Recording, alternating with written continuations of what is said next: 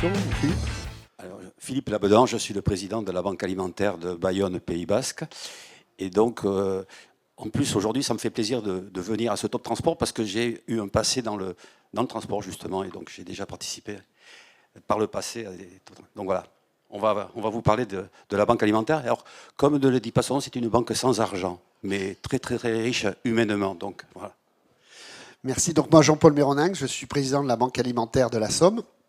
Alors moi aussi, j'ai beaucoup travaillé dans le secteur du transport et de la logistique. J'ai pendant de nombreuses années animé des ateliers juridiques à Top Transport Marseille et Saint-Malo ici. Donc c'est un grand plaisir aussi pour moi de revenir ici. Donc l'idée, c'est de vous parler un petit peu de ce qu'est la banque alimentaire. Beaucoup connaissent la banque alimentaire via effectivement derrière les produits que vous êtes susceptibles de donner quand vous avez des gestions de litiges. Bon, c'est l'occasion de vous le représenter. Puis peut-être effectivement, comme on disait hier avec Philippe, on parle beaucoup de RSE. On parle beaucoup de RSE, mais on a un peu l'impression que la RSE se limite à l'empreinte carbone. Alors c'est bien, hein c'est pas un souci. C'est oublier quand même que le S, ça veut dire sociétal, et le E, historiquement, c'était pas environnement, c'était entreprise. Donc c'était la responsabilité sociétale des entreprises. Et que dans ce volet sociétal, il y a certes évidemment la partie environnement qu'on néglige pas, mais il y a aussi effectivement tout ce que peut faire une entreprise pour l'insertion dans la vie publique.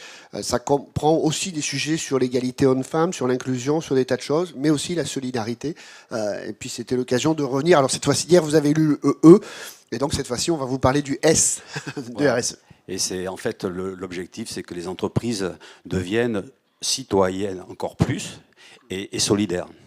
Je te laisse présenter le réseau. Oui, oui. Alors, les banques alimentaires, parce qu'en fait, en France, ce sont 79 banques alimentaires, France et Outre-mer, sont réunies autour d'un réseau animé par la Fédération française à Paris. Et elles ont été créées en 84 à l'initiative privée de Bernard Dandrel et d'une religieuse. Et c'était donc pas piloté par les pouvoirs publics, c'était parti d'une initiative privée, de la même façon que le Resto était parti avec Coluche. Et donc en 84, il s'agissait de répondre à une demande, les gens ont faim. Voilà. Et donc ça a démarré. Et donc pendant les premières années, il s'agissait d'organiser des collectes. Et puis petit à petit, en fait, il a fallu se structurer. Et après l'obligation de manger, puisque dans les premières années, c'était une semaine pâtes, une semaine riz, une semaine... On a travaillé sur l'amélioration de l'alimentation et sur la diversité. Et donc, il a fallu faire un réseau autonome et puis surtout développer les partenariats. Et donc, quand on regarde l'historique, 85, les premières collectes, la création du réseau européen, hein, puisque aujourd'hui, il y a des banques alimentaires dans 29 pays, hein, donc les 27 européens, plus par exemple l'Ukraine. L'Ukraine, vous avez des banques alimentaires qui font le job. Donc ça s'est développé, et malheureusement ça s'est développé, parce que dans un monde idéal, il aurait fallu qu'elles disparaissent, qu'on soit devenu inutile. Et c'est loin d'être le cas, malheureusement, mais en France, on aime bien le provisoire qui dure. Donc en 2024, alors on n'a pas fêté, parce que ça ne se fête pas, mais on a marqué nos 40 années de banque alimentaire. Et puis, surtout, on a été vers autre chose que simplement la logistique alimentaire. Bon, on collecte tous les jours beaucoup de produits. Sur une année, on a collecté 130 000 tonnes, ce qui fait de nous le premier réseau alimentaire en France. C'est 128 000, j'arrondis, mais ça fait de nous le premier réseau alimentaire en France. Et c'est vrai qu'on manque de visibilité. Les gens nous confondent des fois avec des associations type Resto du Cœur, type Croix-Rouge, alors que nous sommes au départ de l'action. Nous collectons auprès de la GMS, auprès des entreprises agroalimentaires, et nous reconditionnons, nous stockons et nous distribuons aux associations. Donc, dans les grands chiffres, les chiffres clés de la banque alimentaire, vous avez donc ces 79 banques alimentaires qui donnent donc des produits. J'insiste là-dessus. On offre les produits, on ne les vend pas, à plus de 6 000 associations en France.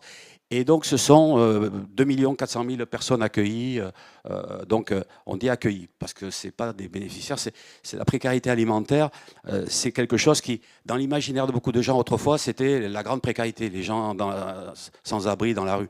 Sauf qu'aujourd'hui, cette population est toujours là, bien entendu, mais elle est devenue périphérique. Aujourd'hui, la précarité alimentaire touche beaucoup de gens, et alors on ne sait pas, les chiffres varient en France, c'est entre 8 et 10 millions, mais ce sont ce qu'on appelle des invisibles, des gens que vous allez croiser dans la rue. Et là, vous avez bien sûr les familles monoparentales, les jeunes femmes avec enfants, vous avez les retraités aussi qui sont partis. Alors là, le sujet, c'est plus l'âge auquel on part, c'est pas 60, 62, 64, c'est avec combien on part. Et aujourd'hui, dans les associations que l'on sert, on se rend compte d'une augmentation importante des retraités. Et puis depuis deux ans, il y a aussi une augmentation des travailleurs pauvres, et donc ça crée une nouvelle population et ça crée des besoins nouveaux. Donc malheureusement, les banques alimentaires ont encore beaucoup de travail à accomplir dans les prochaines années. Donc vous voyez les chiffres, donc ça a été 223 millions de repas distribués. Alors c'est vrai que ça parle plus que les 128 000 tonnes, hein, c'est quand même une réalité. Et puis on a aussi, et ça il faut le souligner, des bénévoles. Et ça c'est le cœur de notre métier entre guillemets, puisque nous c'est basé sur deux piliers, le don des entreprises et le bénévolat. Donc voilà, et c'est avec ça qu'on fonctionne. Donc après, qu'est-ce que je pourrais rajouter de plus? C'est que c'est une aventure humaine extraordinaire. Moi, je ne venais pas du tout de l'associatif, je suis arrivé là un peu par accident, et franchement, c'est extraordinaire parce qu'en fait, on rend un service public hein, en faisant ce travail, mais avec bénévolat et avec enthousiasme. Et donc voilà, on a besoin d'être soutenu. Et aujourd'hui, notre souci, c'est que alors les entreprises, que ce soit prestataires de services, transporteurs, logisticiens ou de l'agroalimentaire, c'est qu'elles nous accompagnent. Alors, on sait bien que nous, on n'a pas de contrepartie financière à vous proposer, mais ce qu'on disait précédemment, c'est-à-dire on souhaite vous impliquer, on sait très bien que vous savez faire des bilans financiers, on sait très bien que vous savez compter, il n'y a pas de souci là-dessus, mais nous, là où on vous attend, c'est sur votre bilan sociétal et votre bilan comportemental. Voilà. Merci. Alors, je vais poursuivre ce qu'a dit Philippe pour vous. Alors, comme on est effectivement dans un salon, une manifestation consacrée au transport et à la logistique, pour vous présenter un peu le métier des banques alimentaires, qui est un peu différent de celui des Restos du Cœur ou de Secours Populaire, qui sont des structures d'aide alimentaire de type vertical, c'est-à-dire qu'elles sont très intégrées, hein, ils achètent des produits avec des masses financières importantes, beaucoup d'achats de produits. Nous, on fonctionne sur un système différent. Avec deux systèmes. Le premier système, c'est qu'en fait, nous n'avons pas nous servons pas directement les gens qui sont en difficulté. Nous sommes un grossiste, un logisticien de l'aide alimentaire. Et donc, notre objectif, c'est de récupérer un maximum de dons, donc de faire de la lutte anti-gaspi. C'était déjà assez prémonitoire dans les années 80. Donc, c'est de faire de la lutte contre le gaspillage. Alors, les produits viennent d'où? On l'a vu sur le slide différent, mais on ne va pas passer sur le pourcentage. Le produit vient historiquement des ramasses qu'on faisait dans la grande distribution, hein, dans les arrière-cours des supermarchés, des hypermarchés. Alors, ça existe. C'est un volume qui, alors, bon... Chez Philippe, ça se porte bien. Oui, parce que surtout, ce qu'on n'a pas dit, mais c'est qu'on a deux missions, c'est lutter contre la précarité alimentaire à travers la lutte contre le gaspillage alimentaire. Et là, depuis 2016, la loi interdit à la GMS, aux grandes surfaces, de jeter les produits. Vous devez peut-être, certains d'entre vous, vous rappeler de l'époque où on mettait les produits alimentaires dans des bennes et on mettait par-dessus du gasoil, de l'essence et on les cramait. Donc aujourd'hui, on a un rôle aussi, en plus, de solidarité, mais éco-responsable, puisque tous les jours, quand on sauve nos 75 000 tonnes de produits de la destruction, hein, on économise aussi des émissions de CO2 qui sont multipliées par 4. Donc voilà, donc alors, le problème de ces volumes dans la grande distribution, c'est qu'ils sont en baisse. Bon, on est ici à un salon de la supply chain, vous connaissez le principe. Hein, voilà, bon, il y a eu des efforts énormes qui ont été faits dans la grande distribution, dans la gestion des achats, des appros, des magasins. Il y a des plateformes qui existent, il y a des corners anti-gaspi qui fait que c'est un peu plus compliqué aujourd'hui. On a des produits qui viennent de l'Union européenne, ce qu'on appelle les produits FSE+, le Fonds de solidarité européen. Pour les anciens, c'est issu voilà, des fameux stocks de beurre, voilà, des excédents de beurre qui existaient. En fait, c'est les excédents de la PAC qui étaient redistribués aux associations d'aide alimentaire. Quand la PAC a disparu ou a été réformée totalement, enfin en tout cas que les excédents de la PAC ont disparu avec les notions de prix plancher, dans ce cas-là, l'argent qui avait été économisé dans le financement de la PAC a été en partie redonné sur des systèmes d'aide alimentaire. Alors c'est assez curieux comme système, mais l'Union européenne finance des industriels pour fabriquer les produits spécifiquement labellisés aide alimentaire. Donc il y a des chaînes de distribution chez des industriels avec des appels d'offres lancés par le ministère de l'Agriculture et France Agrimaire pour financer des produits. Et ces produits sont stockés.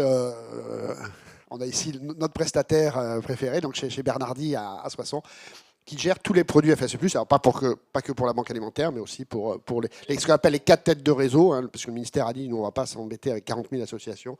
Donc les Restos du Cœur, Secours Populaire, la banque alimentaire et les Croix-Rouges, mais la Croix-Rouge reste un petit utilisateur.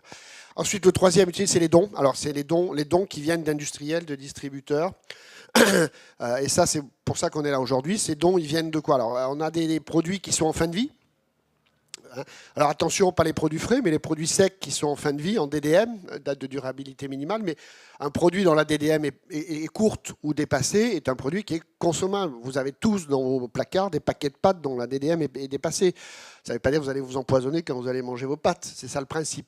Sauf que ces produits sont évidemment invendables, ont une valeur commerciale nulle pour les revendeurs. Et donc, effectivement, ils sont... Voilà. Alors avant, c'était énormément détruit, maintenant, c'est doté. Alors on s'est doté à la fédération d'outils. On s'échange beaucoup entre les banques alimentaires parce qu'en fonction des tissus industriels, évidemment, tout le monde ne peut pas absorber. Notre collègue ici de Saint-Malo a une laiterie bien connue à côté de chez lui. Si un jour la laiterie Malo lui donne 40 palettes de lait, de yaourt, je pense que ça va être compliqué. Enfin, voilà, ça va être compliqué. Donc, on va évidemment s'échanger beaucoup entre nous. Oui, parce que nous, au Pays Basque, on a du bon fromage et quelques grains de maïs, mais pas grand-chose en plus. Et donc, nous, dans la Somme, on a beaucoup de betteraves, de patates et d'endives. Mais bon, voilà, chacun a ses spécialités. Et donc, moi, quand je me retrouve avec 15 tonnes de patates, voilà, on se les répartit entre nous. Donc ça, c'est les répartitions inter-BA. On a un outil interne qui s'appelle ClickDon, qui est un outil où lorsqu'il y a un industriel, un distributeur qui fait un don à la fédération, ce don est remis à l'ensemble des fédérations qui se le partagent en interne. Donc c'est Cindy qui s'occupe en partie du dossier à la fédération et qui pilote le dossier. Et on se répartit via effectivement une espèce de bourse interne à la fédération pour récupérer les dons. Donc ça, c'est important pour nous. On peut avoir des dons locaux. On a évidemment notre rôle à chaque présidence, c'est d'aller chercher des mécènes locaux pour donner des produits, qui le petit grossiste, qui le petit fromager, qui etc. etc. Donc ça, c'est tous ces produits-là. Ces produits-là sont ramenés dans des sites de la banque alimentaire. Et si un jour vous avez l'occasion, et on vous invite à venir visiter nos sites, vous verrez, c'est un entrepôt, tout simplement. Hein. On réceptionne des marchandises, on les étiquette, on leur met un code barre, et on va les stocker, on va les ranger, et on va les redistribuer derrière à des associations partenaires, puisque ce sont elles, effectivement, qui sont en frontal vis-à-vis de nos bénéficiaires. Donc on est vraiment dans un process logistique classique. Alors nous, on est à l'aise, hein, parce qu'on a connu ça toute notre vie, donc on est à l'aise sur le sujet. Mais voilà, c'est un process logistique classique. On va gérer les camionnettes, on va gérer les conducteurs, on va gérer des préparateurs de commandes, on va gérer des caristes, on va gérer un petit peu tout ça, on va gérer des racks, des emplacements de palettes. On se retrouve et des bénévoles, ça c'est nouveau par contre. Et c'est des bénévoles qui assurent tout ça. Alors ça dépend des banques alimentaires. Le bénévolat aujourd'hui est un peu compliqué, donc on est obligé malheureusement dans de nombreuses banques alimentaires de compenser la perte de bénévolat par des salariés. T'en as combien toi? 2? Moi, j'en ai 7. Oui. 7 et moi aussi, donc 7. Donc on est obligé de compenser par des salariés, oui, ce qui nous amène à changer de métier et à faire ce qu'on appelle la course aux subventions. Mais ça, c'est un autre oui, débat. Moi, je précise, 7 salariés et 240 bénévoles. Hein. Donc, quand même, donc en ETP, ça fait 28 en plein avec les bénévoles et 5 avec les salariés. Alors, je suis jaloux parce que moi, j'ai aussi 7 salariés, mais je n'ai que 40 bénévoles. Alors, vous allez dire, mais Ronin, qu'il n'est pas très doué pour recruter les bénévoles. Sauf que quand vous avez 63 ans, que vous allez prendre votre retraite, vous ne restez pas dans la Somme. Vous allez au Pays Basque.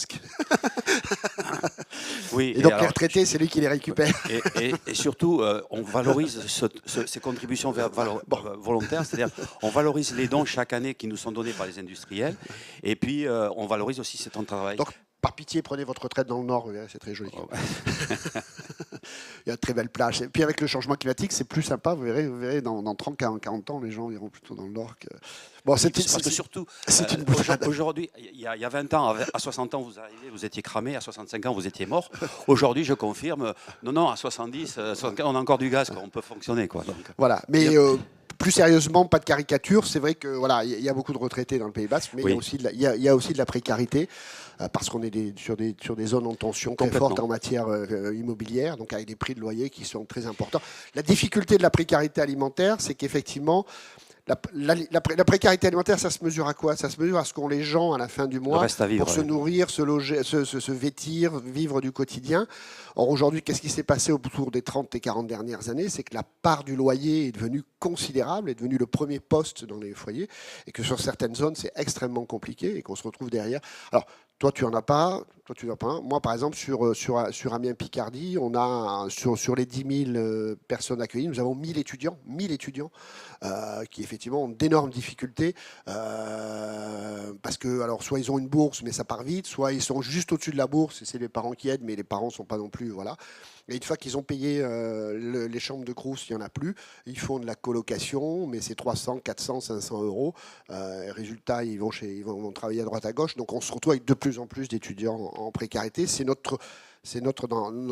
On a des partenariats avec l'université Jules Verne et c'est notre premier partenaire, paradoxalement, sur le secteur. Alors pourquoi on vient à Top Transport? Pour présenter un petit peu ce qu'on fait, voilà. Donc on récupère finalement des produits qui sont en surstock. Alors ça aussi, on récupère souvent des produits qui n'ont pas marché, des produits qui ont été lancés par des industriels et qui n'ont pas marché.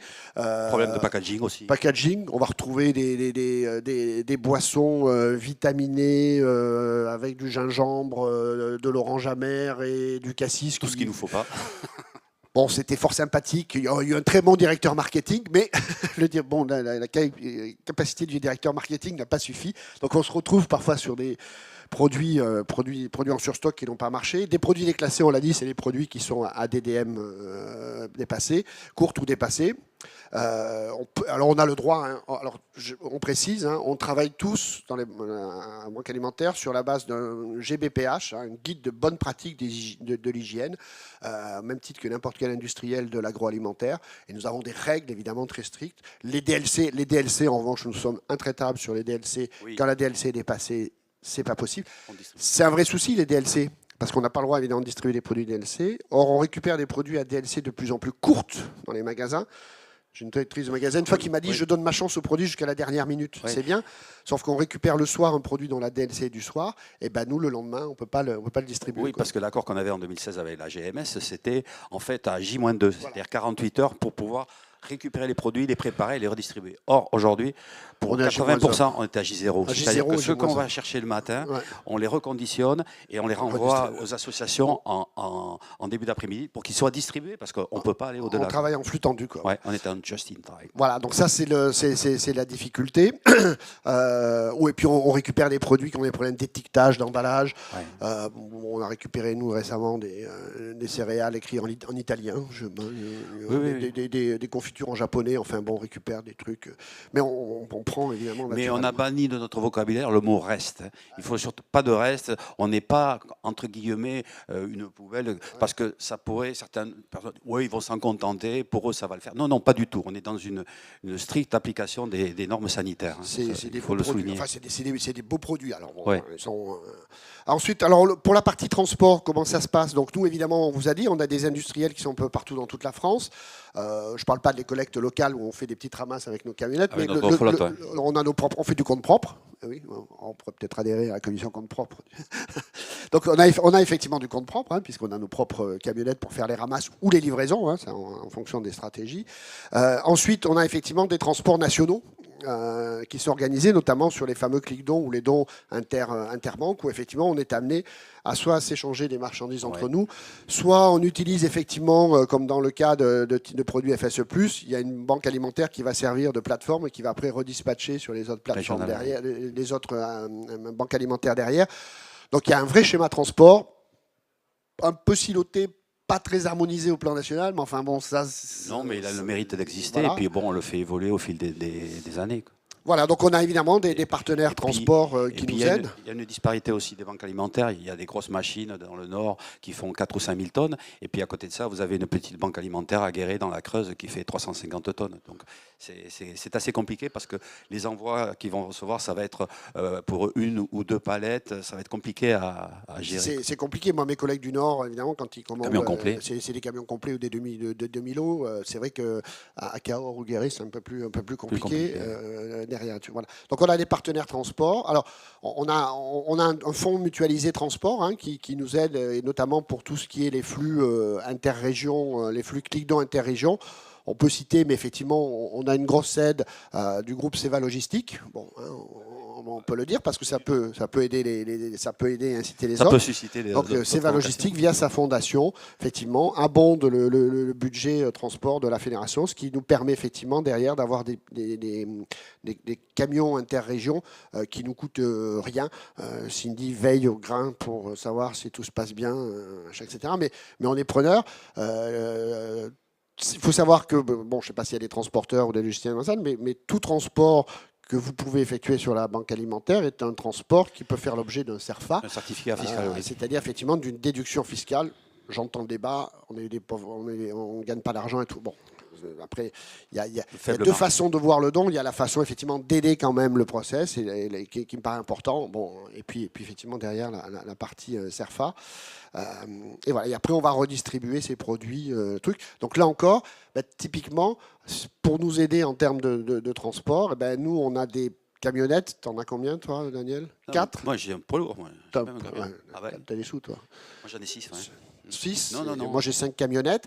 Là aussi, peut-être que des véhicules en fin de vie, ça peut nous intéresser. Hein. N'hésitez pas à venir nous contacter. On a un partenariat, ils sont derrière ici avec GRDF qui de temps en temps nous alimente les véhicules. Donc, n'hésitez pas à nous donner.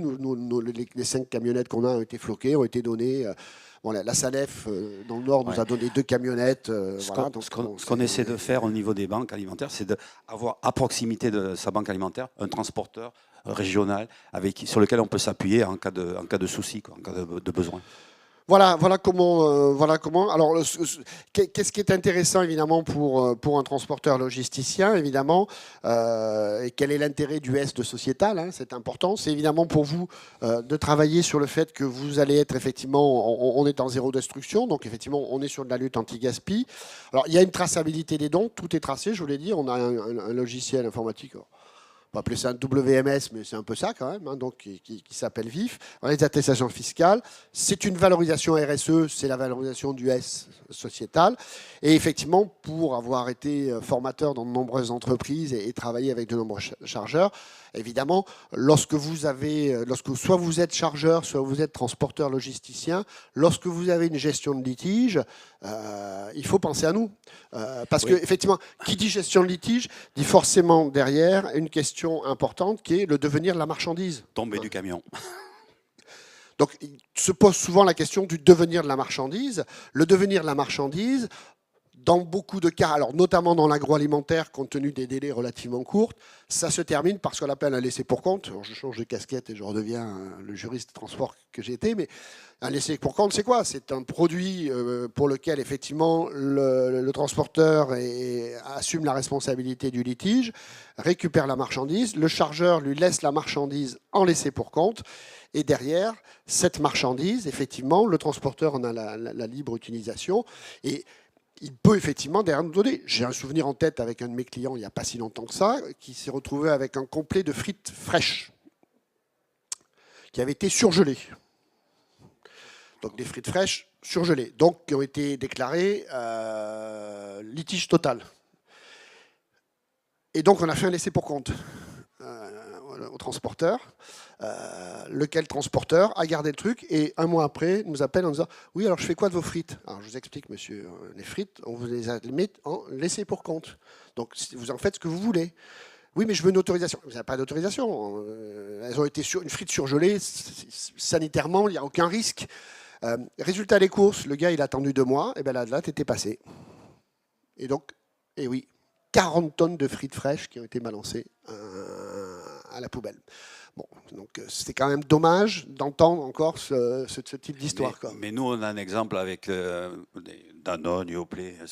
Les camions, les chauffeurs n'aiment pas les ronds-points, donc la marchandise bouge pas mal, et donc on a des litiges de livraison souvent, et donc ça ne fait pas rêver les entreprises de l'agroalimentaire de refaire des palettes, de reconditionner. Donc ni Danone ni Yoplait n'ont souhaité récupérer la marchandise, et en plus au niveau empreinte carbone, c'était particulièrement pénalisant puisque la marchandise devait faire 300 km dans l'autre sens. Et donc on est parvenu à des accords intéressants justement à ce niveau-là. Et bon, sur notre banque alimentaire du Pays Basque, ça nous a permis de récupérer une 30aine de tonnes de yaourts tout à fait consommables dans les DLC.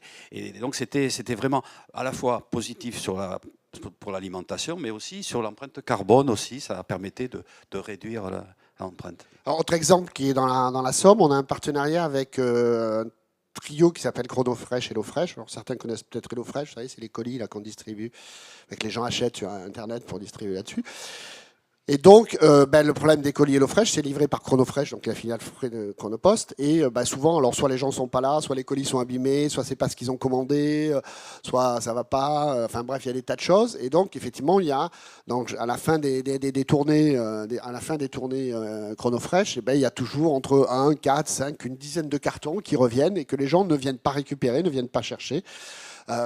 Et donc, on est rentré dans un process identique, c'est-à-dire qu'aujourd'hui, HelloFresh, qui est propriétaire du truc, a un laissé pour compte avec Chronofresh, c'est-à-dire dit à Chronofresh, écoutez, c'est pas la peine de nous le renvoyer, de toute façon, le temps que ça revienne, c'est mort. Donc, il y a un accord avec Chronofresh qui récupère les produits, et lorsque ces produits n'ont pas été distribués, jusqu'à l'année dernière, Chronofresh les jetait. Voilà. Et donc, ils sont venus me voir. Alors, j'ai de la chance, ils sont à 50 mètres. Ils sont venus me voir. On a signé un accord. Et tous les matins, il y a une petite camionnette de la banque alimentaire qui va récupérer, qui a un carton, qui 10 cartons, qui 5 cartons. Ça paraît rien, mais c'est 1,5 tonne, entre 1 tonne et 1,5 tonne de produits HelloFresh qui, au lieu de finir dans une poubelle, finissent à la banque alimentaire de la Somme et sont redistribués derrière. Et là, on est sur une belle démarche vertueuse. Vous vous rendez compte de la démarche vertueuse? Pas de gâchis. Courte distance, pas de retour, et un Cerfa qui est quand même édité à la fin chez Chronopost. Mais bon, c'est normal, mais ça n'a pas été fait pour ça. Mais ça, c'est bien ce type de démarche. Et voilà. Donc évidemment, faut penser à nous. Voilà. Bon, ça, on en a parlé sur tout ce que ça peut avoir. Mais c'est une façon de valoriser les démarches en entreprise aussi importantes. On a ça. Alors, il peut y avoir du don alimentaire, il peut y avoir aussi ce qu'on appelle du don de bénévoles. Oui. Alors, par exemple, moi j'ai un gros site à Amiens qui est une plateforme une grande plateforme d'une marque très connue qui commence par A, qui finit par Zone. Donc voilà. Voilà. Et bon, eux ils donnent pas. Enfin, ils donnent pas. C'est compliqué, c'est national, Bon, mais le directeur du site m'a dit, moi, il n'y a pas de souci. Lorsque vous faites des collectes, si vous voulez des bénévoles pour faire les collectes, pour vous accompagner, on peut faire ce qu'on appelle du don de personnes. Plus de produits et des dons de prestations. Des mécénats de compétences aussi, voilà, des dons de prestations de services, ça peut le faire. Voilà, le don, c'est aussi, on le met, hein, bon, revenons dans notre secteur, c'est effectivement pour certains transporteurs la possibilité de faire l'optimisation de trajets à vide, de faire des retours. Bon, on n'a pas les exigences de l'industrie automobile, de la grande distribution. On n'est pas obligé d'être au quart d'heure près, mais voilà. Donc, effectivement, ça peut permettre de compenser le système. Tu voulais parler de deux exemples avant qu'on demande maintenant s'il n'y a pas des questions. Alors le premier, c'est avec un groupe agroalimentaire connu, Picard. Et l'accord s'est fait à 2 niveaux avec eux. D'abord sur la fourniture de congélateurs. Parce que Picard, quand il fait le changement de ses congélateurs dans un magasin, c'est un parc de 60 à 70 congélateurs. Et donc, il y a une contrainte, il faut les enlever le dimanche parce qu'ils ne ferment pas, ils arrêtent de vendre le samedi soir. Et donc, on a un accord qui prévoit donc de récupérer les congélateurs et ça nous permet chaque année d'alimenter nos associations. Et une fois qu'on a les congélateurs, il faut le contenu. Et c'est vrai que là-dessus aussi, Picard joue le jeu et donc nous remet des produits. Et l'intérêt pour nous, c'est que le surgelé, on n'est pas limité en DLC. Ça nous permet de gérer dans le temps, en temps long. Et surtout, c'est au niveau des produits une diversité et c'est assez intéressant. Du coup, on a monté des circuits et par exemple, on fait des camions complets de surgelés qui partent du nord de la France et qui descendent chez nous, au Pays Basque, et puis on le mutualise sur plusieurs banques alimentaires, celle des Landes, celle du Pays Basque, celle des Pyrénées-Atlantiques. Donc c'est un support qui est intéressant. Et puis surtout, pour Picard, ça leur permet de devenir une entreprise encore plus vertueuse. Et alors, ils ont fait, donc, c'était il y a 2 ans de ça, ils ont abondé ce qu'ils nous distribuaient. Ils avaient des points fidélité dans les magasins que les clients ont rendus donc, à Picard et qu'ils ont convertis en produits. Et pour la banque alimentaire, ça représentait à peu près 300 palettes supplémentaires. Donc c'est un bon exemple de partenariat. C'est vraiment Et on revient sur ce qu'on disait sur la qualité des produits. nickel. Bon, pour avoir travaillé un peu dans la logistique surgelée, dans le surgelé, on a ce qu'on appelle les contrats dates, qui fait qu'effectivement, on a souvent des relations entre un industriel et un distributeur avec un contrat date. Généralement, les contrats dates sont à 6 mois. C'est-à-dire qu'effectivement, les industriels de l'agroalimentaire doivent respecter effectivement une fourniture du produit 6 mois avant la fin totale de sa DLUO. On est aujourd'hui, je dis n'importe quoi, on est aujourd'hui le 10 juin. Et ben aujourd'hui, il va y avoir un contrat date au 1er juillet. Mais un contrat date d'un produit surgelé au 1er juillet, ça veut dire que la DDM du produit surgelé, elle est au 1er janvier de l'année suivante. Parce que la grande distribution estime que plus on se rapproche d'un écart étroit entre la DDM et le produit, et moins les gens achèteront. Donc ils disent, voilà, si vous n'êtes pas capable de nous livrer la pizza surgelée le 1er juillet, personne ne la prendra. Donc les gens du surgelé savent qu'à partir du 1er juillet, les produits à contrat date du 1er juillet ne seront pas vendus. Donc ça c'est intéressant parce que là pour le coup on a des produits frais. Oui. Et comme le disait Philippe, on a de la marge. Oui, tout à fait. Et les banques alimentaires du nord de la France, des Hauts-de-France, hein, du Pas-de-Calais, du Nord, ils sont sous la gouttière hein, parce que là vous avez des gros faiseurs, vous avez Picard, vous avez Bonduel, vous avez Agendas, vous avez McCain. Et donc nous par contre c'est le contraire. Et donc par contre à partir du moment où on sait organiser les transports, on sait faire des camions de surgelés, ça fonctionne. Je t'envoie les frites McCain, mais on va te retraiter. Oui, c'est ça, parce que nous, à part le gâteau basque, on n'a pas grand-chose. Mais c'est un flux qui fonctionne bien, et franchement, ça marche. Donc ça, c'est le premier exemple qui est intéressant. Et le deuxième, c'est le don volontaire. Le don, par définition, un don est toujours volontaire. Mais bon, on voulait montrer la volonté d'un gros industriel de l'agroalimentaire hein, qui a fonctionné avec nous et qui fonctionne toujours, c'est le groupe Nestlé. À travers trois produits, 3 usines, le Nesquik à Pontarlier, le Chocapic à Rumilly et le Maggi à Blois. Et donc ils ont décidé, pour être vertueux, pour être citoyens solidaires, de, une fois par trimestre, faire tourner leurs usines une matinée pour le compte des banques alimentaires. Et donc ça a constitué quand même pas mal de produits. Alors, pas de problème de date, de DLC, des produits. Pourquoi ? Parce que pour eux, en fait, ils ont des points morts qui sont rapidement atteints au niveau production. Donc, ils peuvent, sur un trimestre, sacrifier ou plutôt mettre une matinée à disposition de la banque alimentaire leurs produits.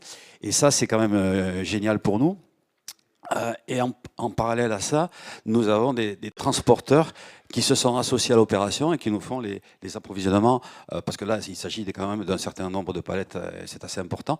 Et donc, vous avez des gens comme Forêt Mâché, Géodis, qui nous font les transports gratuitement. Donc, c'est un exemple de solidarité qui est vraiment intéressant et qui est gagnant quoi, pour nous. Voilà, donc on a des tas d'exemples, on pourrait être à l'infini. Oui. Bon, dans la Somme, nous, on a la chance d'avoir également 2 grandes plateformes logistiques. Hein. On a une grosse plateforme logistique. Typiquement, on peut en parler. On a une plateforme logistique qui est située à Roye. Alors, c'était une cunée la gueule, je crois, qui travaillait pour le compte de Cora. Et donc, le groupe Cora ayant été vendu à Carrefour, on s'est retrouvé avec des tonnes et des tonnes de produits de marque Cora, donc aujourd'hui qui ont été donnés, mais on rencontre régulièrement. On a une grosse plateforme Intermarché aussi, un Blaincourt-Pressois. Ouais. Donc c'est l'occasion. On a une grosse plateforme Auchan aussi. On a beaucoup de plateformes dans la région Nord, donc on a la chance d'avoir ce process. C'est l'occasion. Et souvent, effectivement, les directeurs de plateformes n'ont pas forcément de réflexe de penser à nous. Non, et surtout, on a été donc audité l'année dernière, les banques alimentaires, les Restos du Cœur, et les pouvoirs publics nous ont, alors pas reproché, mais nous ont dit que nous étions trop dépendants des subventions publiques. Et ils nous ont dit, tournez-vous vers les générosités publiques, tournez-vous vers le mécénat privé. Sauf que ça fait 40 ans qu'on se tourne vers... Mais bon, ça veut dire qu'en clair, le mécénat privé, il faut que les entreprises nous accompagnent et qu'on compte sur vous, et de moins en moins sur les subventions publiques. Donc, alors, il y a un chiffre qu'a pas donné Philippe, mais qu'on va vous donner quand même, qui est important. Effectivement, il y a un effet levier de ce qu'on appelle de 1 à 10. C'est-à-dire qu'en fait, comme on repose sur des bénévolats, sur du don, à la fois du don en nature, du don financier, du don de service, effectivement, on a des budgets de fonctionnement qui ne veulent rien dire. Enfin, qui ne veulent rien dire. On a un budget de fonctionnement. C'est quoi notre budget de fonctionnement? C'est payer nos locaux, payer les salariés quand on en a, payer les charges d'électricité, de machin. Donc on a des budgets de fonctionnement qui sont le carburant. Donc on a des budgets de fonctionnement qui sont qui ne correspondent pas à la réalité de ce que l'on donne.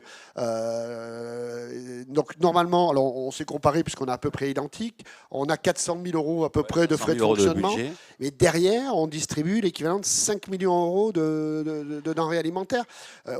Donc on a un effet de levier de 1 à 10, c'est-à-dire que 1 euro chez nous génère quand même derrière, grâce aux dons, grâce au bénévolat, grâce aux dons, ça nous permet de travailler là-dessus.